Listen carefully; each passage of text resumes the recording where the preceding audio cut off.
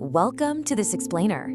Today, we're going to unpack a truly fascinating, honestly kind of mind-blowing phenomenon. Have you ever wondered why so many young people in India willingly put themselves through years of extreme, incredibly isolating hardship? Well, it's all for a chance at public service.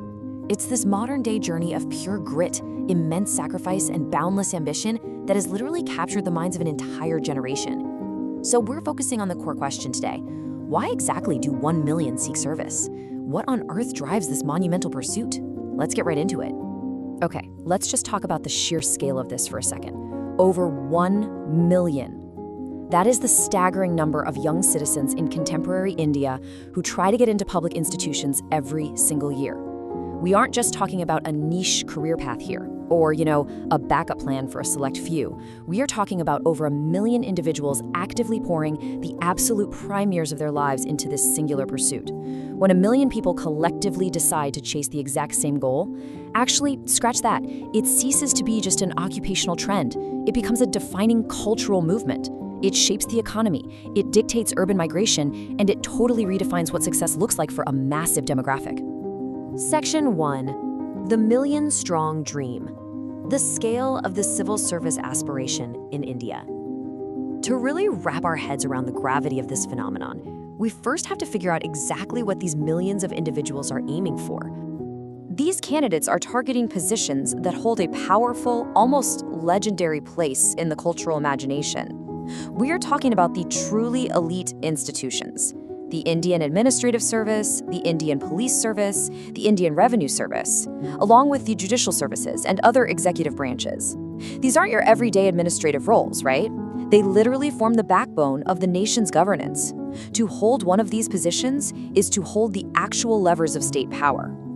The folks in these roles are tasked with executing policy, maintaining law and order, and managing the financial lifeblood of a massive, incredibly complex democracy. It's a level of responsibility and sheer authority that is practically unmatched anywhere in the private sector. Moving on to Section 2, beyond occupational success, or why this is more than just a job. Because this massive pursuit, it's about far more than just securing a paycheck or settling into some comfortable routine. Think about what we normally consider a standard corporate career versus the aspirations of these candidates. It's a stark contrast. Entering these elite institutions represents a fundamental, ground-up transformation in a person's life, rather than just mere occupational success. In a typical job, you know the deal. You trade your time and skills for a salary. But in the civil service reality, you're stepping into a completely different paradigm. You are taking on a lifelong identity that alters how you're perceived by your community, your peers, and even your own family. It's a complete shift from being a private citizen to becoming a walking embodiment of the state itself. And the absolute sheer weight of the prizes being pursued here is wild. Passing these exams combines immense prestige with rock-solid long-term economic security and rapid upward social mobility. It's this holistic package that fundamentally elevates a person's standing in society. For a lot of aspirants, this isn't just about moving up a tax bracket. No, it is about vaulting across social barriers that might have taken generations to overcome otherwise. The economic security provides a lifetime safety net, while the prestige commands immediate respect. So when you combine all of these factors together, social mobility, economic safety, public service, and honor, it's super easy to see why the magnetic pull of these positions is just incredibly strong. But the crucial draw for a lot of people is the promise of democratic governance. This path offers young citizens a rare, super powerful opportunity to participate directly in the administration and decision-making of their country. They aren't just watching the nation's progress from the sidelines or arguing about policies on social media. They are fighting for a seat at the actual table to actively steer the ship. In a rapidly developing nation, having the chance to be the person who decides where roads are built, how justice is administered, and how public funds are spent, that is an intoxicating level of agency. It's basically the ultimate form of civic engagement. Which brings us to Section 3, the price of preparation, the extreme human cost behind the numbers. Achieving this monumental goal demands an extraordinary personal commitment, and that brings us face to face with the grueling reality of the preparation phase. If we trace the aspirant's journey, we see a massive physical and mental undertaking. Millions literally uproot their entire lives. They leave their homes, they leave their families behind, and they migrate to specific, highly competitive educational hubs. Once they get there, they can find themselves to these tiny, small, rented rooms for years of intense, relentless study just to prepare for these highly competitive exams. I mean, imagine it, packing up your life, moving to a crowded, unfamiliar city, and reducing your entire existence to a desk, a bed, and a towering stack of textbooks. It's a monastic lifestyle, entirely dedicated to mastering what feels like a seemingly infinite syllabus. And you have to imagine enduring this grueling marathon completely isolated. They are living entirely away from their family support systems, very often while battling severely constrained financial conditions. Every single day is a profound test of endurance. Without the comfort of home or the financial freedom to relieve stress, the pressure really cooks. They budget every single penny, rationing their resources to stretch across months or even years of preparation. The psychological toll of operating under this kind of sustained financial and emotional scarcity is absolutely staggering. Yet, it's a sacrifice deemed entirely necessary for that prize at the end.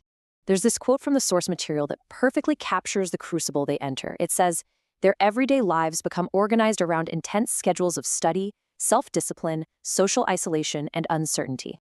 They exist in this constant state of limbo, fueled by an ironclad discipline but haunted by the sheer statistical improbability of success. When the acceptance rates hover at just a fraction of a single percent, that uncertainty becomes a roommate you have to wake up with every single morning. You're investing your absolute maximum effort into a void, never truly knowing if it'll be enough to push you over the finish line." To maintain this laser-like focus, they willingly sacrifice their present reality. They hit pause on everything, they postpone lucrative employment opportunities, delay personal relationships, and completely sacrifice their immediate economic and emotional well-being. They literally put the prime years of their youth on hold for a singular vision. Think about it. While their peers who chose the private sector might be moving up the corporate ladder, enjoying financial independence, maybe starting families, these aspirants remain frozen in time, hunched over their desks. It is a profound deferment of gratification. They are actively trading the vibrancy of their current years for the hope of an entirely transformed future. Section 4. A gamble on merit. The ultimate wager placed by millions. Which naturally leads us to ask the big question. How can millions of people sustain such a massive human toll in pursuit of a long-term aspiration? What keeps them going through the darkest, most isolated days of study? It all boils down to one unwavering foundational belief. These aspirants trust that their sheer merit, dedication, and perseverance will ultimately be recognized and rewarded by a completely fair institutional process. It is an incredibly beautiful display of faith in the system's integrity. Despite the wild odds, despite the intense cutthroat competition, there is a bedrock conviction that the exam process is a true meritocracy. They genuinely believe that if they just work hard enough, if they can learn just one more fact, if they outstudy the competition, the system will accurately measure their worth and grant them their reward. It is this absolute belief in a fair fight that makes the entire sacrifice bearable. So, as we wrap up this explainer, I've got to leave you with a provocative thought regarding your own ambitions. Would you sacrifice your present, your comfort, your relationships, your immediate income for a completely fair test of your merit? What would you be willing to wager if you truly believed the system would reward your absolute best effort? It is definitely something to chew on as we consider why 1 million seeks service. Thanks for joining me today, and keep exploring.